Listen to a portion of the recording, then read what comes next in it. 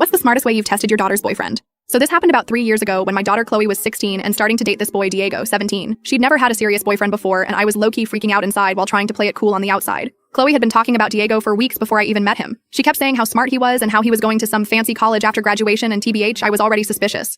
Not because I didn't trust my daughter, but because I remember being 16 and how easy it is to fall for someone who's just telling you what you want to hear. The first time Diego came over, he was polite enough, made eye contact, firm handshake, all that, but something felt off, like he was putting on a show for the parents, which I get, but still. I talked to my husband about it and he was all, he seems fine, but husbands can be so clueless sometimes, sorry not sorry. Anyway, I decided I needed to see who Diego really was when no adults were watching. Not in a creepy way, just, I needed to know if he respected my daughter when nobody was looking. So I came up with this plan. I invited Diego over for dinner on a night when my husband was working late. I told Chloe I needed to run to the store for dessert and would be back in 20 minutes, but I was actually planning to be gone for an hour. What Chloe and Diego didn't know was that I had set up my old iPad on the bookshelf in the living room recording video. Before you judge me, I know this sounds insane and invasive. I'm not proud of it. But mother bear instincts are real, and I was genuinely concerned. I made sure to text Chloe when I was at the store asking what ice cream flavor they wanted, just to make it seem legit. Then I literally just sat in my car at the end of the block scrolling through my phone for an hour feeling like a complete psycho. When I got back home, they were just sitting on opposite ends of the couch watching some show. Totally normal, nothing concerning. Diego even jumped up to help me with the groceries, which made me feel even more guilty.